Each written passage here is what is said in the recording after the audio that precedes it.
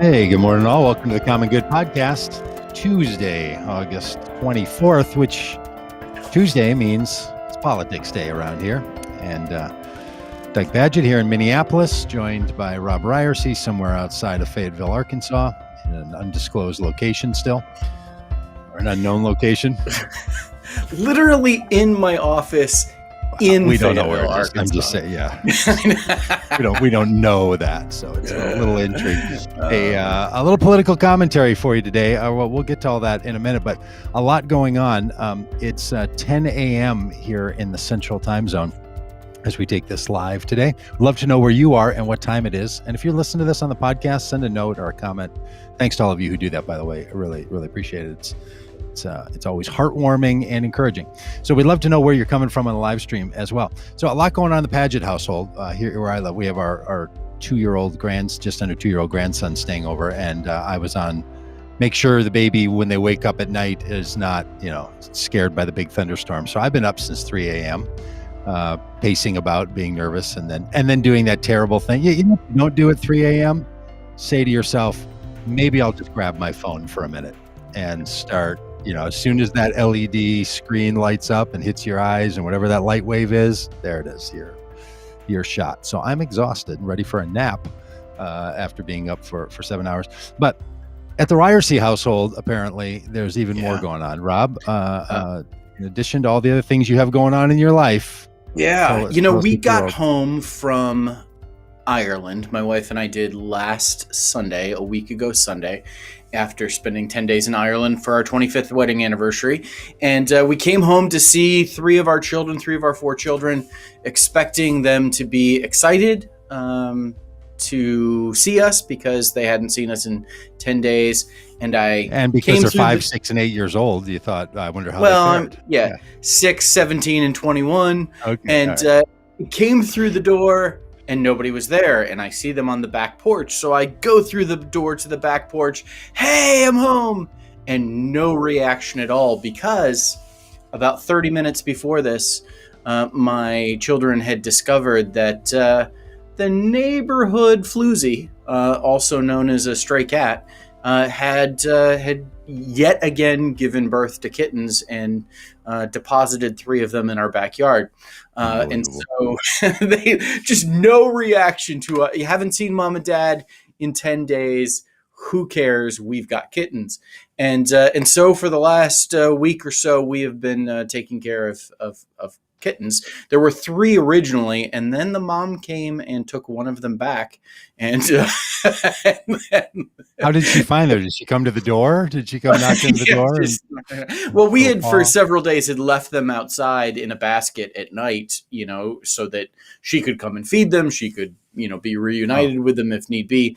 And she did, but she left 2 of them.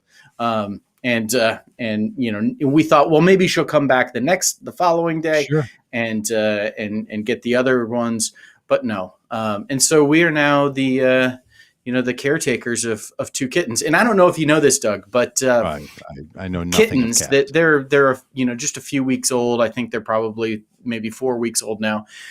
Kittens don't know how to put this delicately, use the bathroom on their own. And so kittens have to be stimulated to both, go number 1 and go number 2 by their mom, like their mother licking their private parts to stimulate them, and that's for a couple of weeks. Apparently, that's what mother cats do.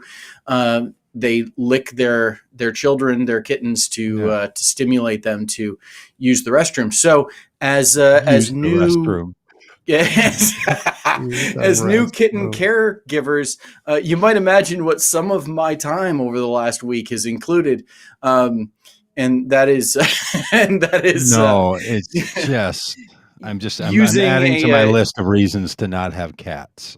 Using a damp cotton ball to get some kittens to use. And how is it going? These are just natural, normal things that the beauty of creation brings to us. And how is this? A little more than development for the cats going. A little more than a week on now. They are using the litter box, and one of them is drinking out of a bowl now. The other one is we continue to have to syringe feed, and they're doing real well. And the other big thing is cats are a little bit different from dogs in that they don't necessarily respond to being called, and so their names don't really matter all that much, right? And and so I think everybody in our family has a different set of names for the two kittens that we have. About they're goodbye and see you later. Can you yeah, pick those? Puppy and Sage, I think, are the most popular names for Oh them. my gosh. My wife, because my wife calls them Matt and Calvin, which is funny to me. I call them Because Tully. those are the names of your children that are no longer living with you. Yeah, She has exactly, now exactly. literally replaced the names. Just easier. Don't learn new names. That's Just right. swap them out, or just Yep. swap the adopted cat names for your Yep. children that have fled the Yep. house. Yep. I've Well, been calling them Tully and Arn, which is a deep cut that if you know, you know, and if you don't, you know. And my family is actually pretty horrified at those names, but yeah. So that's the well, adventures in our house, and shockingly, really well behaved dogs.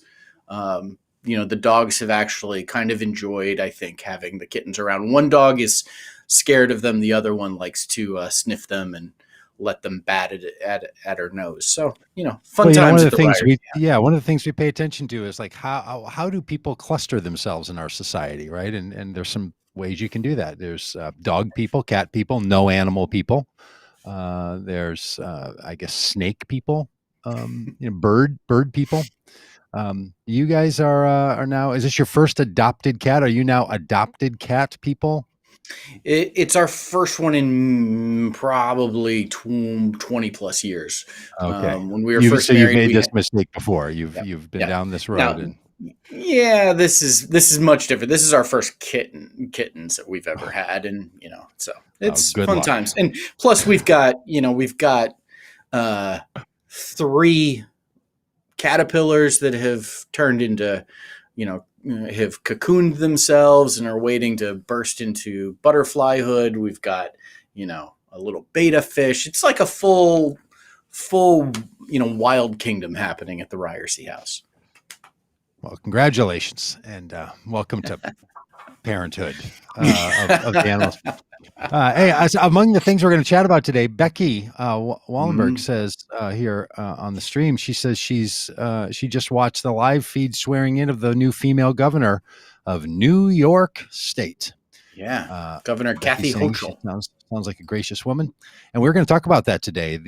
Her taking over as governor, and the fall of Andrew Cuomo. That's significant. We're going to talk about the fall of some other people that are going to be coming soon. We'll talk a little bit about the pending fall of Matt Gaetz, which we didn't get to yesterday. The fall of some of the people who have been COVID deniers in the political spaces and the religious spaces, and of course the fall of Donald Trump, where now even his own supporters boo him.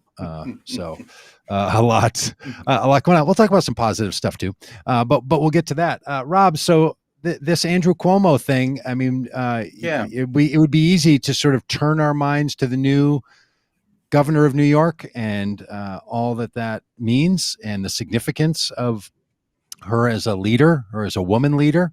There's something about the fact that Andrew Cuomo's removal from office was, his resignation from office was precipitated by his own bad behavior and abusive behavior and dominating behavior and domineering behavior of women, that he is replaced by a woman. There's something that to me just feels right about that. But boy, in some ways you could say the fall of Andrew Cuomo was, as you put it in a text earlier today, rapid and severe. Yeah. You think about the last, 18 months or so, pretty much kind of along the is running parallel to the pandemic and to the presidential election. We've got kind of this really profound rise and fall of Andrew Cuomo. His dad Mario was, the governor of New York. Yeah. When I lived in New York in my junior high and high school years, Mario Cuomo was my governor. And so, here's someone who grew up in politics, grew up, well versed in all of this, understands how all of this works, and really capitalized on the crisis that was the pandemic, to rise to national prominence. Mm-hmm. While Donald Trump would go out and have press conferences in which he would encourage people to, drink bleach and, get sunlight to you remember all that, right? Inject bleach and, get a little light therapy. And that's all back with the whole new version of that with the horse deworming pills. Yeah. Exactly. Donald Trump would hold these press conferences day in and day out, and they would be just a train wreck of incompetence and humor. And at the same time, Andrew Cuomo would hold press conferences, and there was this sense of like, okay, here is steady, confident, intelligent leadership. Yeah. And he was, it seemed like he was providing the antidote to what Donald Trump was providing. And so, he rises to national prominence as a result of that. And two things happen in response to him rising to national prominence. One is he writes a book about leadership. Right. basically saying, hey, check me out. I'm doing this so well. Here's how you should do it. I should write a book about it. There's, what is that? What's that old, biblical reference that pride goes before a fall? Yeah. The other thing that happened at this time, and Doug, you probably remember this real clearly, is there was a lot of buyer's remorse amongst Democratic voters. There was this sense of, oh my goodness, we've picked Joe Biden, and here is Andrew Cuomo doing such a good job leading people. And there was this, in the speculation that happens to fill the 24-hour news stations, there was this conversation about, well, what do we have to do for Andrew Cuomo to become the nominee? And while that was never going to happen, just the fact that the conversation was taking place shows how prominent he had become. Yeah. How high his star had risen. And then, as all of this is taking place, then a couple of things happen. Andrew Cuomo gets accused by a number of women of misconduct, impropriety, sexual harassment, assault. Some of that in the workplace, some of that not in the workplace. I'm personally friends with one of the women that accused him, a former staffer of his named Lindsay Boylan, and Lindsay was one of the first to come out and did so very bravely, and all of a sudden you get this sense of like, oh wait a minute, there might be some dings here. This might not be like the best leader there possibly could be. Yeah. And listen, there have been politicians who have been accused of these kinds of things, and that have had no impact. I mean, frankly, Joe Biden has been accused of this kind of stuff, and it hasn't had any kind of political impact. Mm-hmm. And it looked like that was going to be the case with Cuomo for a while, and then it just began to snowball, and more women began accusing him. And then the other thing that happened at the same time is that there was a report that came out that New York was underreporting COVID deaths, and there was actually thousands of New Yorkers who had died of COVID in nursing homes. And there was suddenly this leadership, this steady, strong, competent leadership through the pandemic was undermined. The, hey, I'm going to write a book about how to be a great leader, that was undermined by this. There's some kind of incompetence or corruption that's happening here with Cuomo's administration. That, I think, was actually the straw that broke the camel's back, in terms of then an investigation took place into Cuomo's actions regarding staffers and other women that he came into contact with. Ultimately, it was found that he had been inappropriate, and he resigns as governor of New York in disgrace.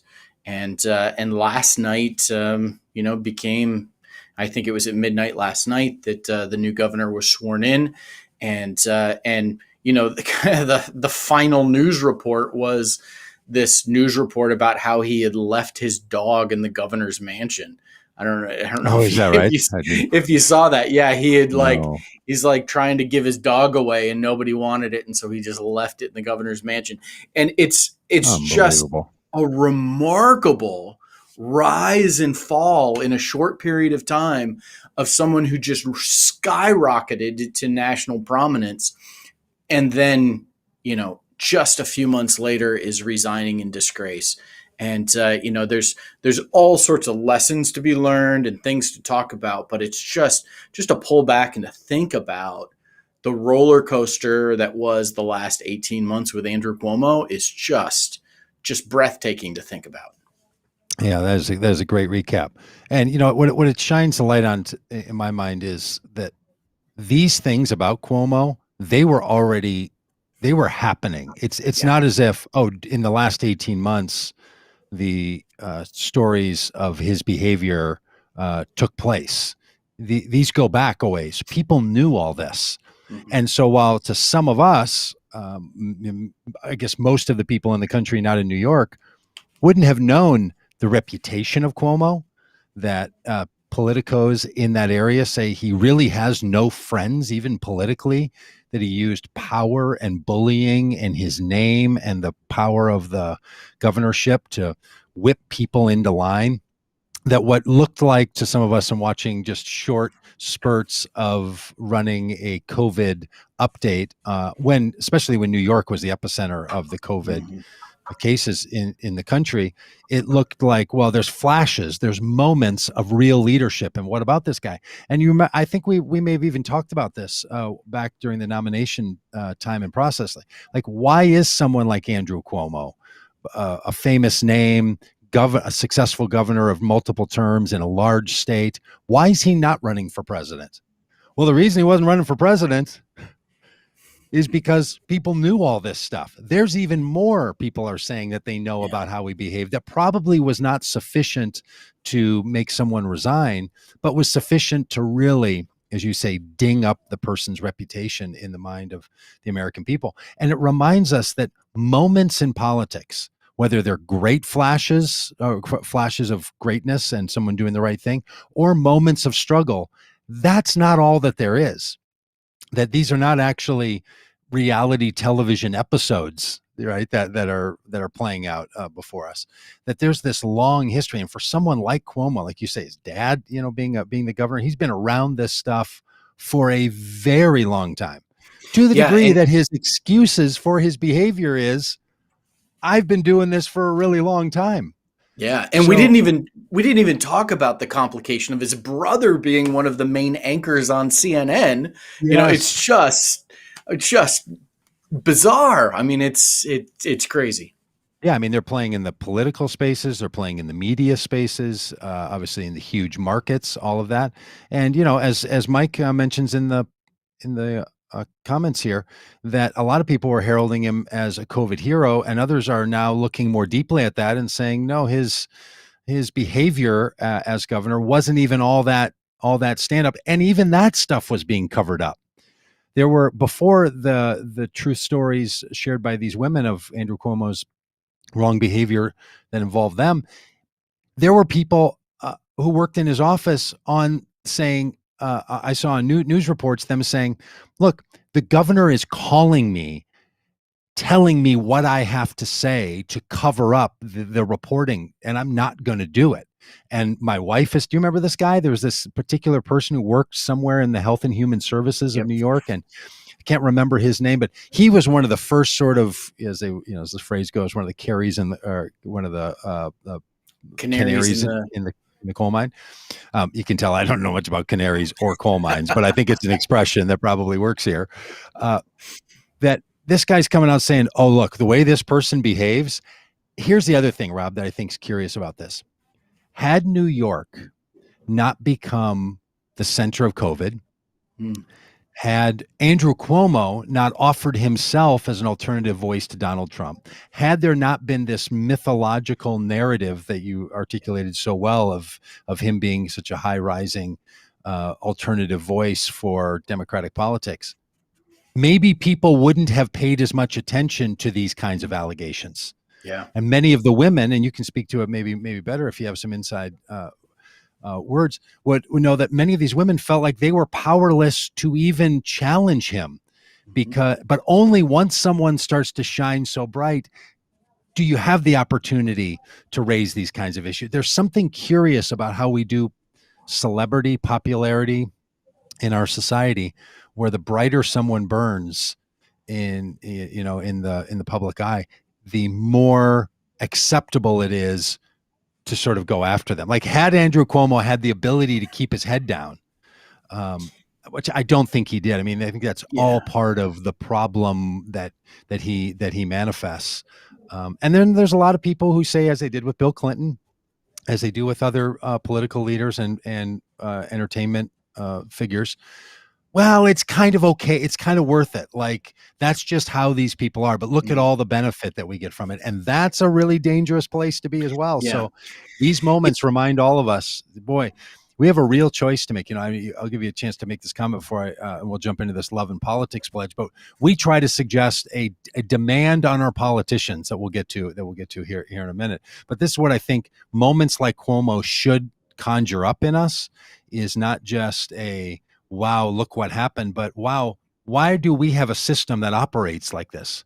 How does someone like Cuomo get away with this for so long, having the ability to silence so many people, as so many women and men who've been abused by bosses and people in power will tell you across all systems. Like, there's people who manage to keep this stuff quiet in their families, they keep it quiet in their churches, they do so in their businesses, where there's not even like public scrutiny and all the public pressure. That abusers and people who utilize power to silence others, they know how to manage and work those levers of power to keep people silenced and keep people out and keep people down, that they've, even the ones that they've wronged. Yeah. Yeah.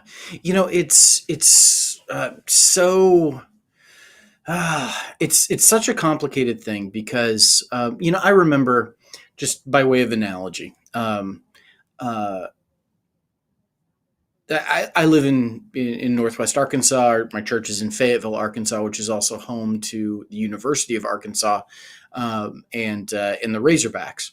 And several years ago, we had a professional a college football coach named Bobby Petrino who was coach of the Hogs, and he was frankly the best coach the Hogs probably could ever get. The Hogs are not like on the level of Alabama and Ohio State and Notre Dame in terms of national notoriety. And Bobby Petrino, I thought, was the best coach the Hogs could get. In fact, they were ranked in the top 5 near the end of one of his seasons as coach. He really did a remarkable job as head coach.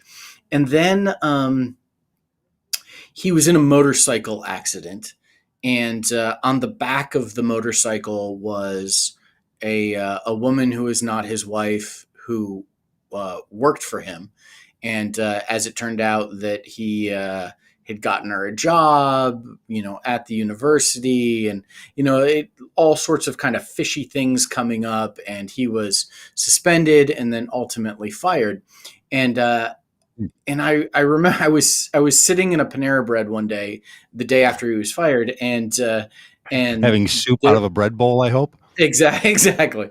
And local news came in and they were interviewing people about Oh, what they thought about Bobby Petrino. And I was really glad they didn't end up coming over and interviewing me, because it would have gone something like this: local pastor defends Bobby Petrino. oh boy. Because I was like, listen, I'm not sending my if I send my son to the University of Arkansas to play football, I I don't need the coach to be his pastor. I need the coach to be his football coach. And this is the best possible football coach this team will ever get. So he, maybe misused some funds. Maybe he, cheated on his wife. Okay, but he's a football coach. And that was just my sense. And I think a lot of people kind of have that same mentality when it comes to governors, presidents. Like, listen, what they do in their private life is one thing. And, we saw this with the Bill Clinton thing. And that relationship between character and competence is really, really important. And it's complicated because it Mhm. cuts all sorts of different ways, where we're willing to give some people a pass and not other people. Our the team we play for comes into play here as well. We will jump on people who are in the other party and their Yeah. leaders for their indiscretions, and forgive our own. And like, there's all sorts of different dynamics that come into play. But I think the thing for Cuomo that really happened was, I personally think that the allegations from the women who worked for him and came into his orbit and were assaulted by him, in my mind, for me, those things alone were enough for him to resign. I don't think that ever would have happened without the realization that his administration was trying to hide COVID deaths in nursing homes in New York Mm. in a way to make him look better. I think that kind of lack of character that showed up in his quote unquote personal life, even though it wasn't his personal life, but I think people kind of make that distinction in his personal life. Once that lack of character shows up in some kind of policy thing and some kind of public health crisis, and that undermines everything else, then he looks not just incompetent, he also, that allows people to revisit the character issues.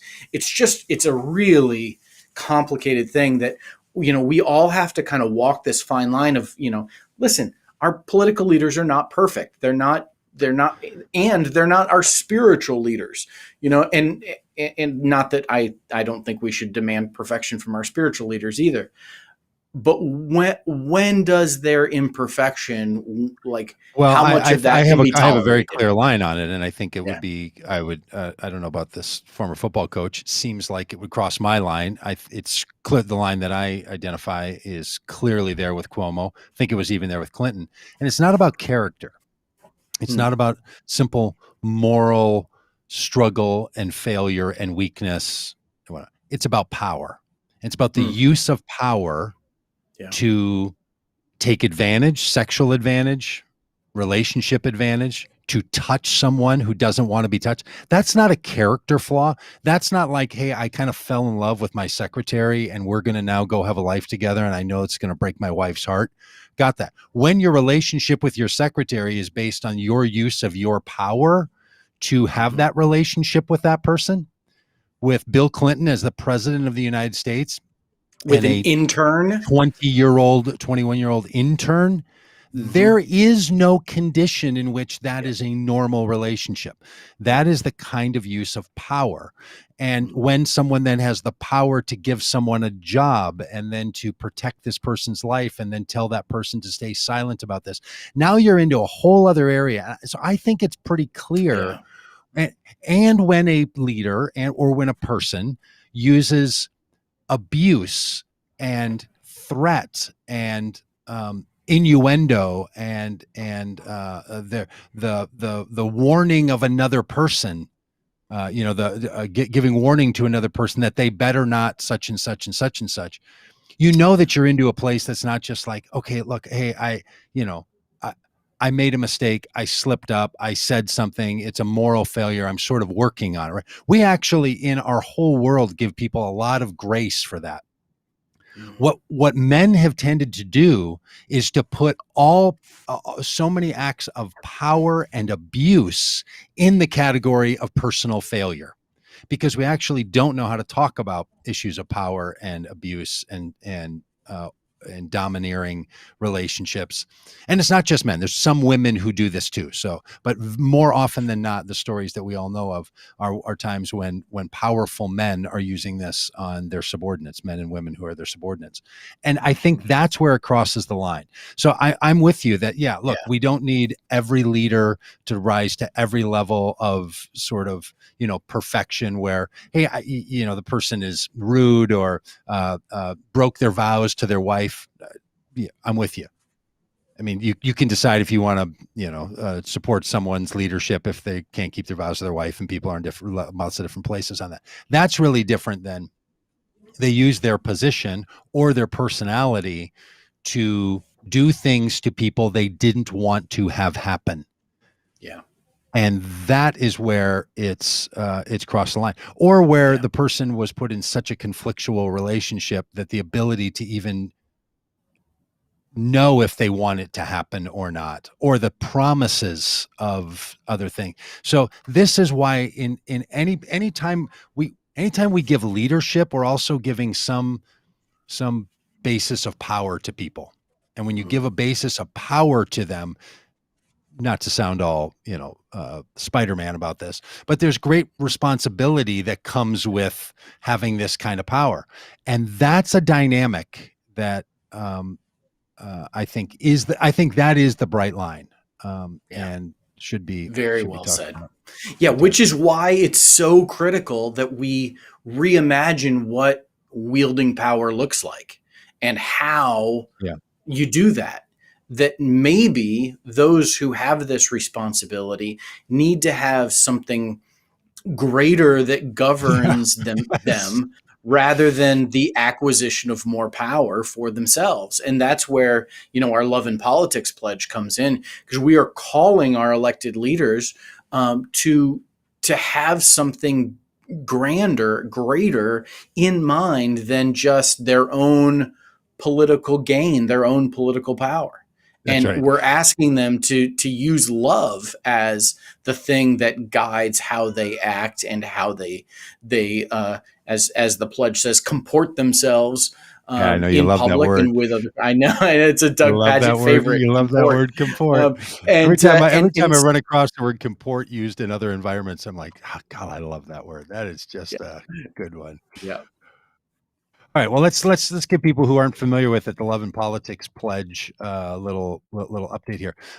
Look, we put the Love and Politics Pledge together in part because we were trying to talk to faith voters about what should they expect, could they expect from voters, and we know that churches, synagogues, mosques, other religious organizations do tend to ask their people to operate in a way of love in the world. And then when it comes to politics, sometimes we do this thing where we give our politicians too much of a break. It seems to me. So we've said, look, you can define love however you want. We kind of like the First Corinthians expression of it, not just because it's from the Bible. Like my own thoughts on First Corinthians 13 is not that it's great because of its where it's recorded. It's great because I think it really captures the human experience of love, right? So it's this litany, that love is patient, love is kind, does not envy, love doesn't boast, love isn't proud, love doesn't dishonor others, love isn't self-seeking, it's not easily angered, it keeps no records of wrong, it doesn't delight in evil but rejoices with the truth, it always protects, always trusts, always hopes, and always perseveres. Like that's pretty good, right? Like that's a way to live. Those aren't bad. I don't know what Andrew Cuomo had in his leadership book. Those are pretty good qualities of a leader, right? So just then we basically say, the exact opposite of Trump's old Twitter feed. yes, Basically, that's well, what love is. yeah. I mean, part of how we got to this was it was so glaring to watch religious people, and I remember seeing this sign, which really caused me to really have to think through how we were going to address this issue in Vote Common Good, which led to the Love and Politics pledge. And it was a sign that said, Trump is my president, Jesus is my savior. As if, well, I don't know why they're bringing those up together, but somehow they were joining these two at the hip and basically saying one gets to be an asshole and the other one, gets to be my savior. And I thought, well, I'm not asking for Trump to be someone's pastor, but I am asking him to actually be a decent leader. And the same with Cuomo, the same with, I can name my elected officials. I want the same from Ilhan Omar. I want the same from Tina Smith. I want the same from Amy Klobuchar. I want the same from Mark Dayton. Like, I want all the people who give some sort of federal or state leadership that impacts the life that I have to comport themselves in a way that's consistent with love. So we just basically say that, step one of the Love and Politics pledge, commitment one, is that you'll call politicians to act in a way of love and not give them a pass in their professional duties. Now, look, if someone's just curmudgeon-y and doesn't want to be personally patient, is just kind of owly and wants to not be kind and really wants to envy someone else, in their own sort of personal life, okay, whatever's going on in your head, yeah. But when you're going to represent me, I think you need to represent me in a way that is consistent with the means of love. I don't think you get a pass because you're a political leader to not act in a way that all the rest of us would call one another to act. I mean, this is the way they make someone act when you're a server at Sonic, for crying out loud. Yeah, that's right. I think sometimes, you watch people on the floor of the House of Representatives at times and, yell things, act certain ways, throw masks back at, like there's times where, like, in any other workplace, you would be fired for this. And, yes, it is asking our elected leaders to do like the bare minimum of have some common human decency, have some love for both your neighbor and your enemy. Yeah. And look, I don't know how people get fired from other jobs, but a lot of times there's morality clauses that are put into because they just expect that you're representing an organization or an institution or a business or another person, and you're asked to represent that person in a way that is closest to our highest ideals. We should ask for that from our politicians. We really should. So then, number two of the commitment is that you'll support leaders who do so, whether they're from your party or someone else's, and you'll stand up and call for a change from those who don't. Those who violate the virtues of love, you'll ask them to change and support them when they do. And then you'll call on elected officials to demand that other elected officials also comport themselves in a way consistent with love. No more of this, well, I wouldn't say it that way.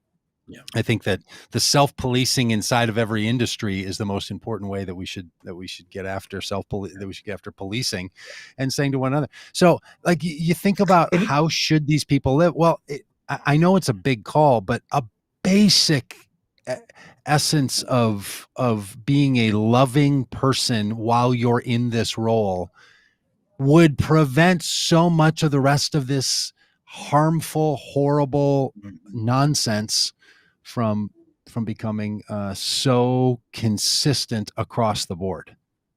Yeah.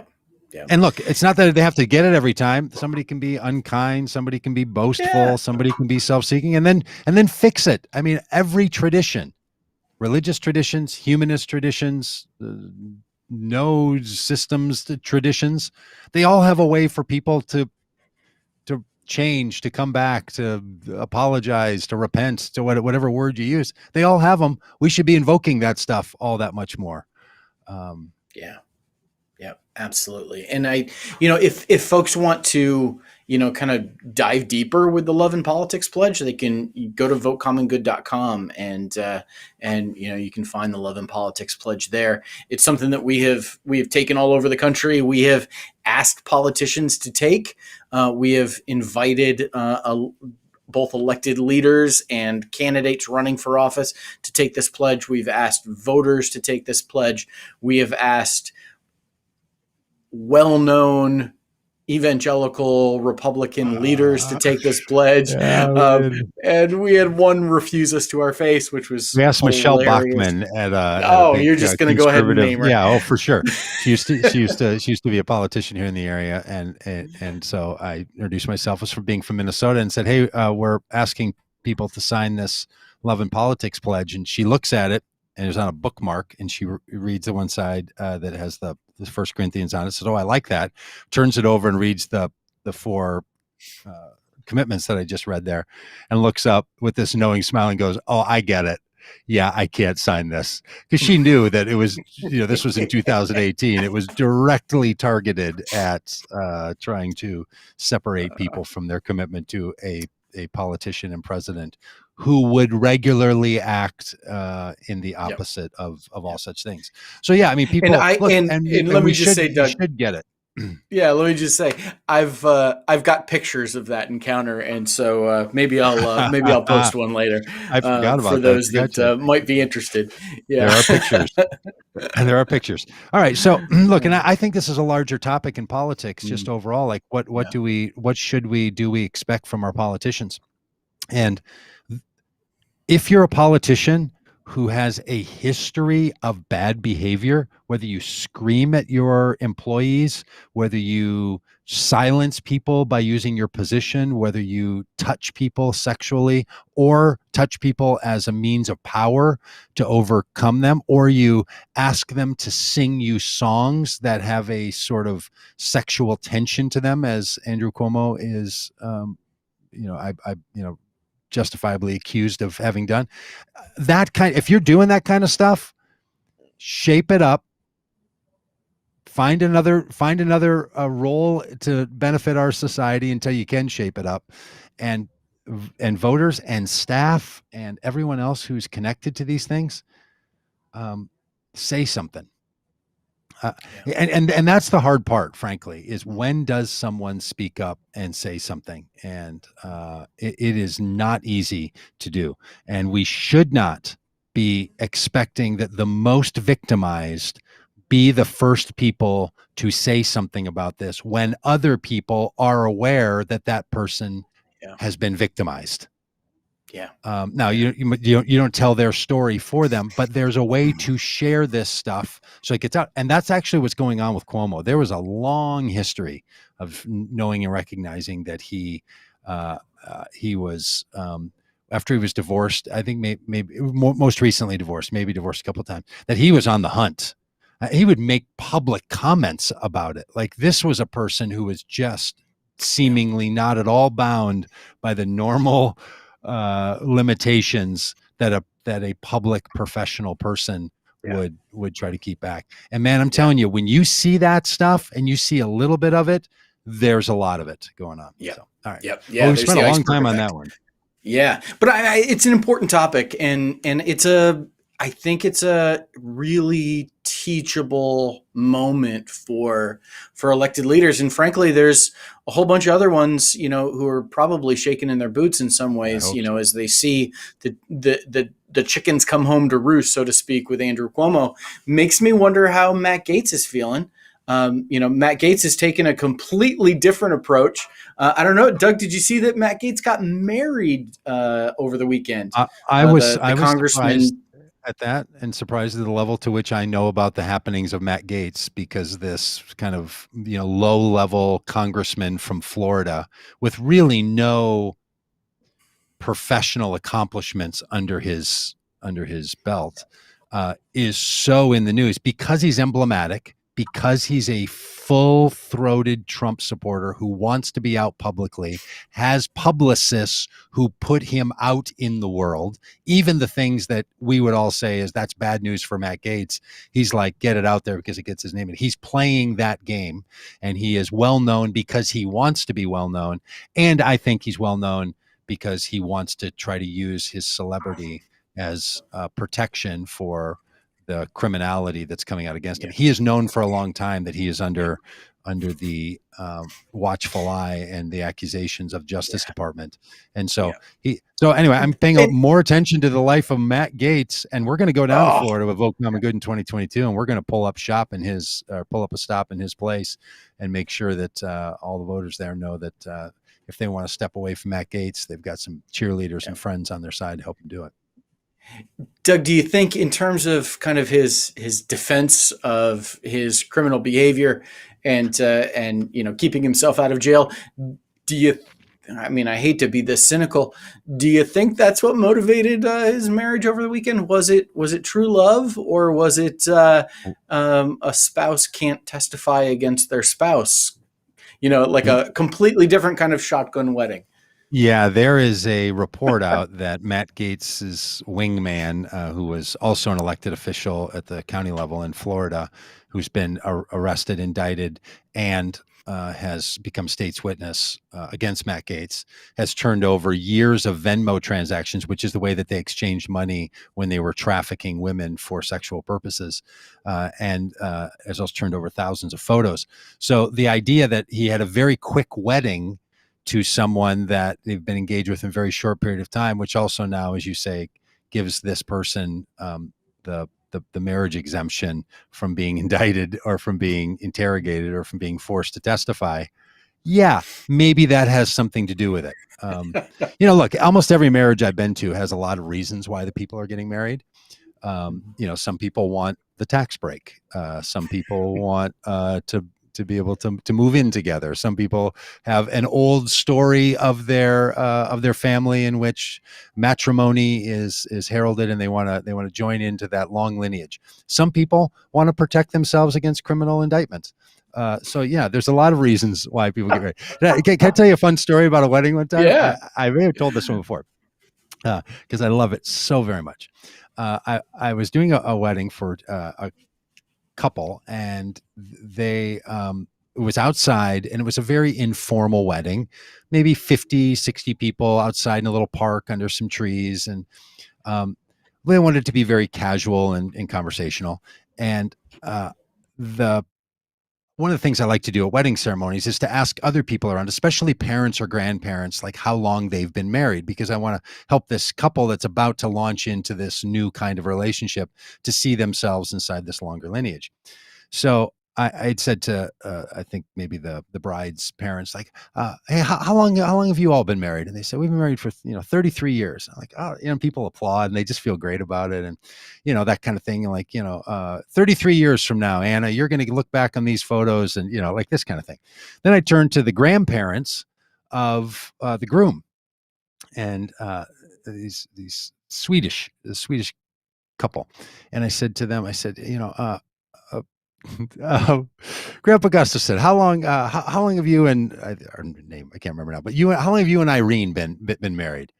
And he goes, "Oh, we're not married. I'm not giving up my Social Security benefits. We've been living together for 12 years." I mean, it was just the greatest. It was just the greatest. So I turned to the couple. I said, "Well, there's an option. You could do that." And he's just proud as can be. "Oh no, we're not married. I'm not giving up my Social Security benefits." I don't even That's know how Social fantastic. Security works, but he was pretty convinced that he was going to not get Yeah. something that was coming to him if he Yeah.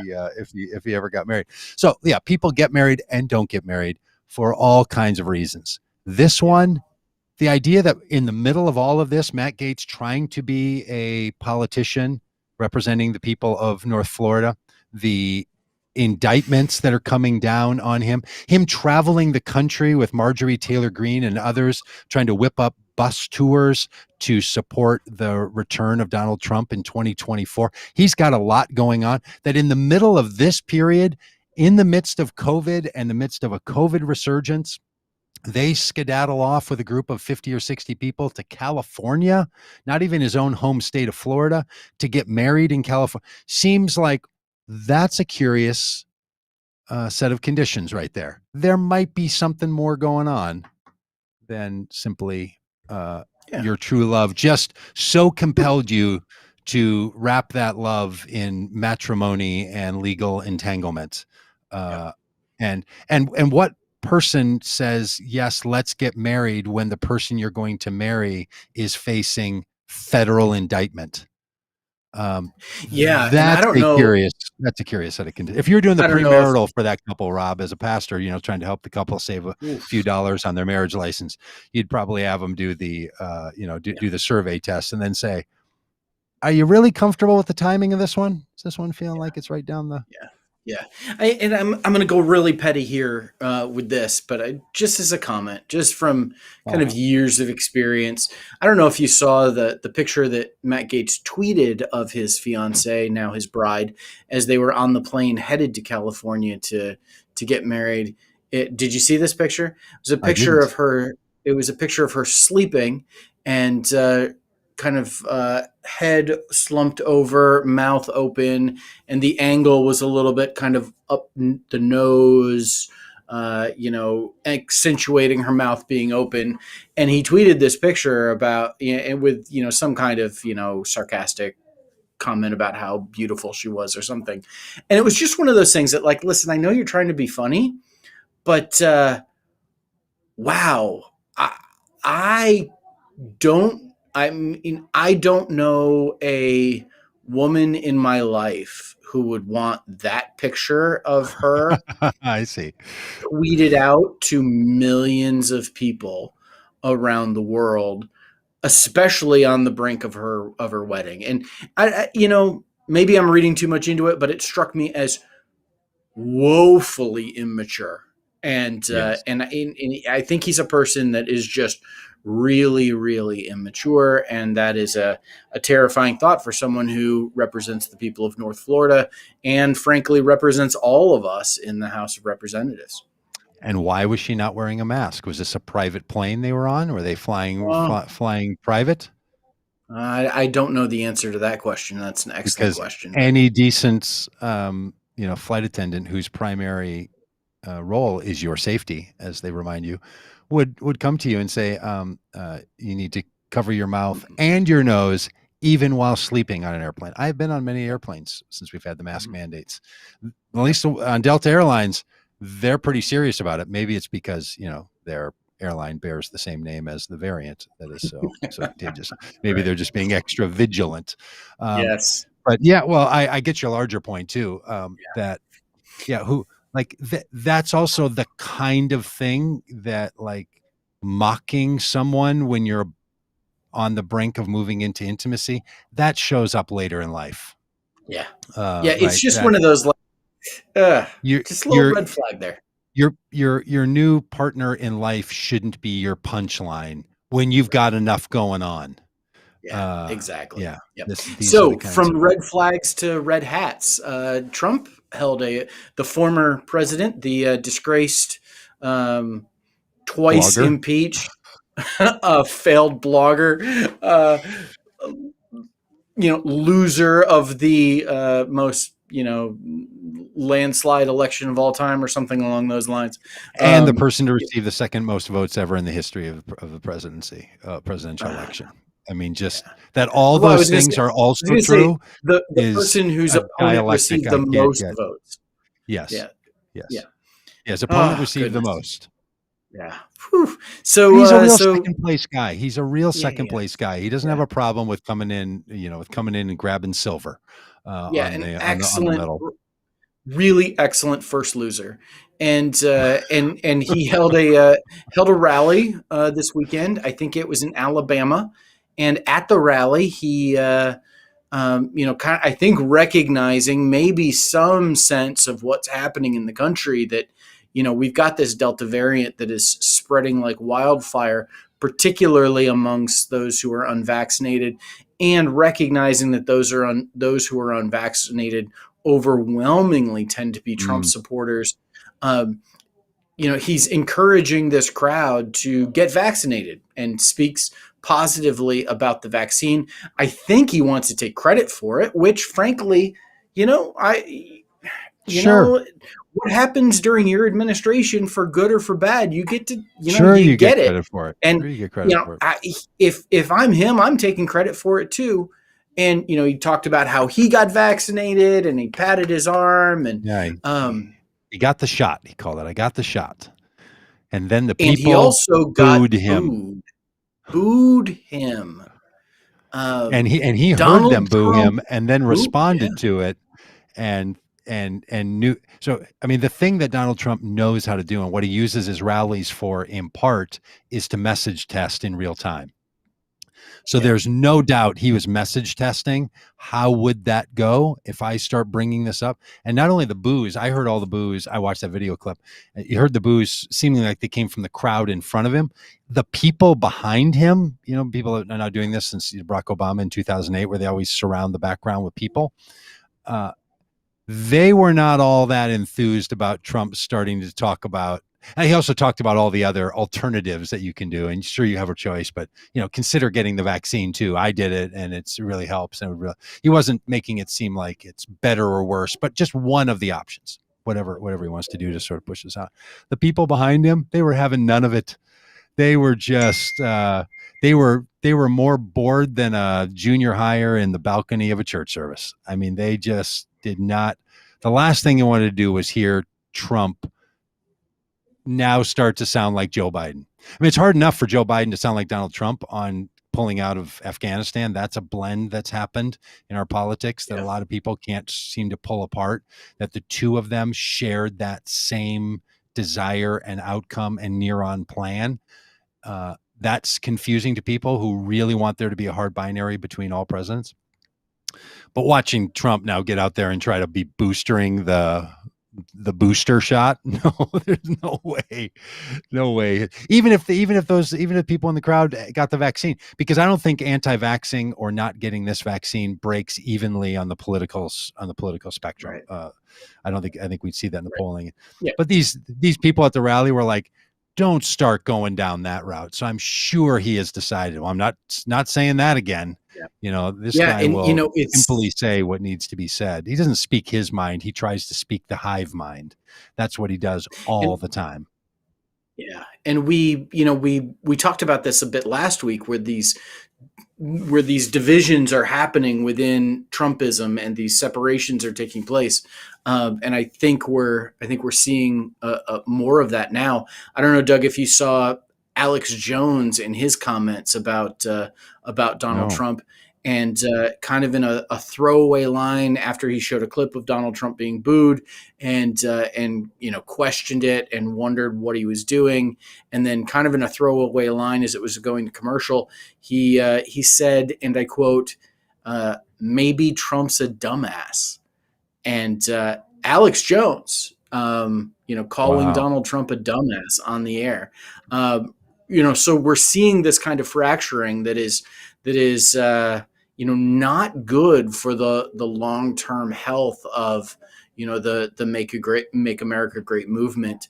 And frankly, I'm glad about that, but it's just kind of from a political perspective, it's interesting to see it fracture, and to see losing one of the big voices within this movement, Phil Valentine, who is a right wing talk radio host, a big one, not to the level of Rush Limbaugh, but still a syndicated radio talk show host, one that I would on occasion, listen to as I was driving into the office, just to kind of hear what was being said. And he was an anti-vax guy, anti-COVID vax person. Really kind of emphasized that COVID was overhyped and hysterical and shouldn't be taken seriously. And he died of COVID this Mm-hmm. past week. And so And was it's remorseful that he took the position that he did.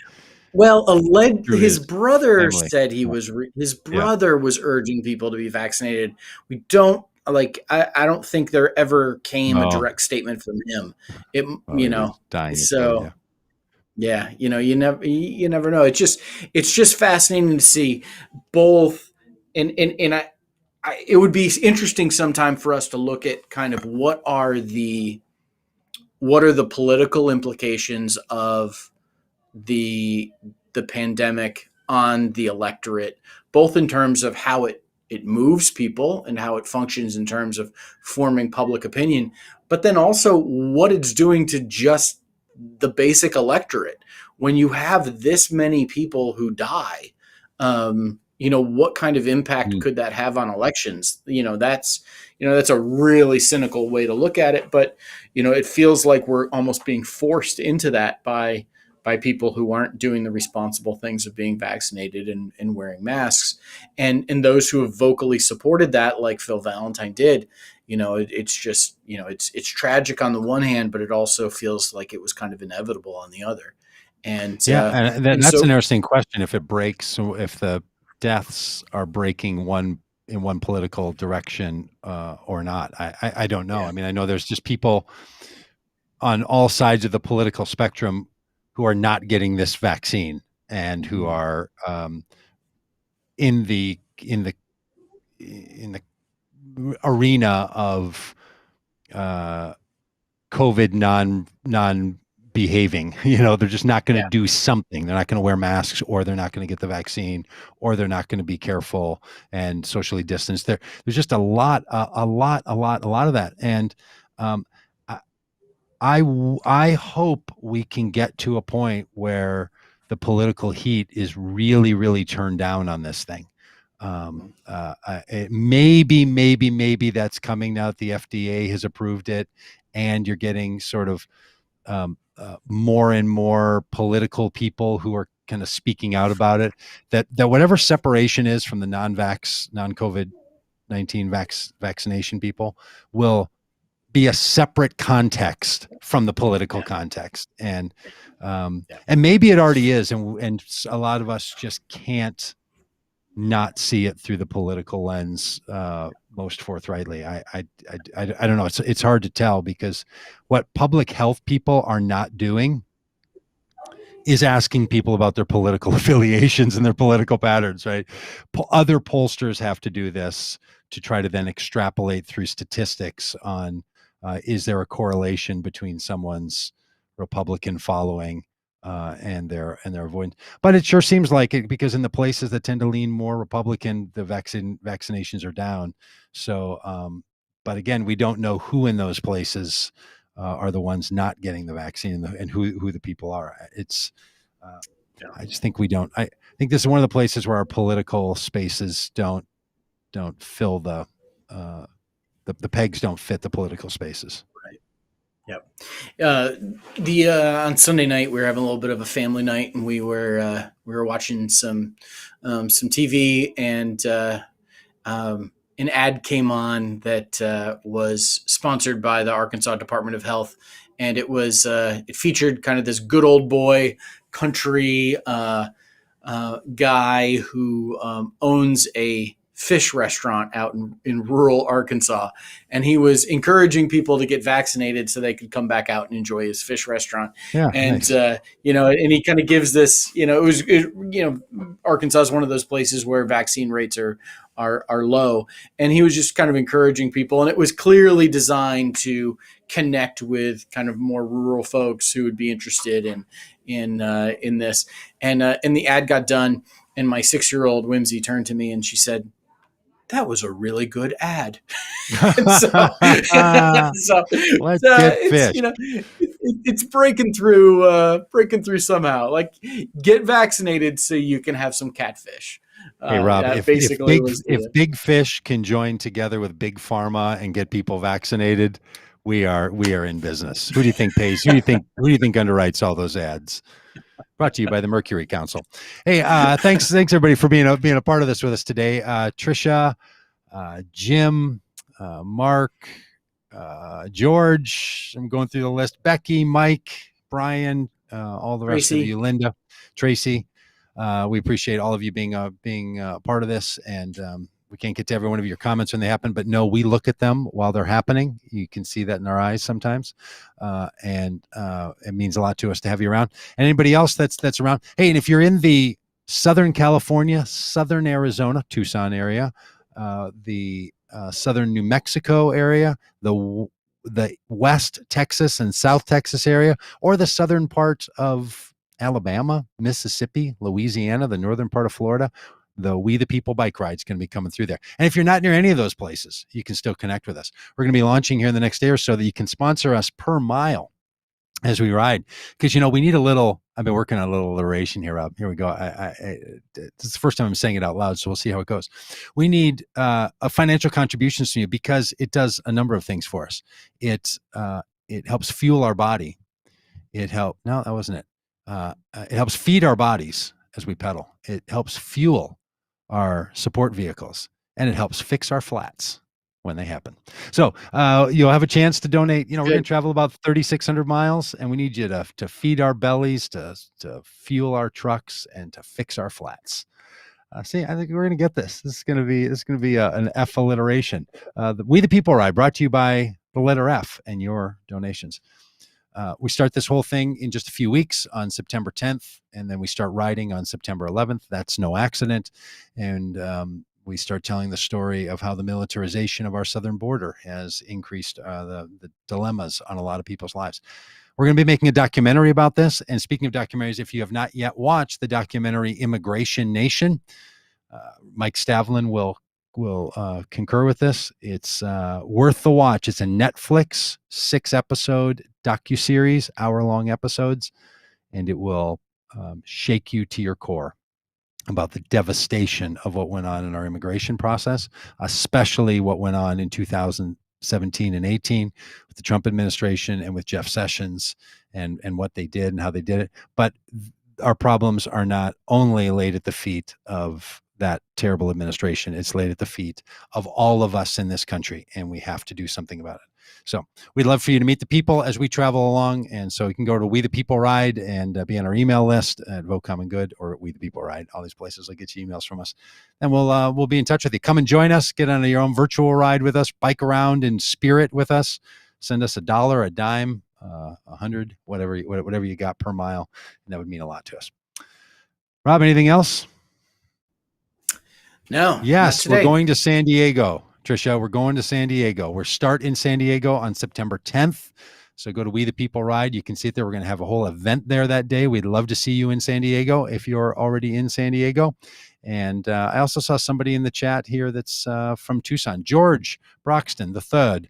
George, hola from Tucson. We're going to be all around the lower part of Tucson, including Nogales, Arizona, and Nogales, Mexico. We're going to spend a couple of days. So find us, come see us, come cheer us on, come bring us an ice cream cone, something like that, for bikers in a hot desert. But ride fast because they melt. All right, so we'd love to see you any of these places, any of this. You can find all of it over there. And thanks for being part of the podcast, friends. And we will see you tomorrow. We're going to be talking with one of our co-hosts of the Wednesday Day, Dominique Gilliard, who has a new book out, and we're going to be sharing that with you tomorrow. So, Rob, you got anything else? Producer Dan? Have a great day, everybody.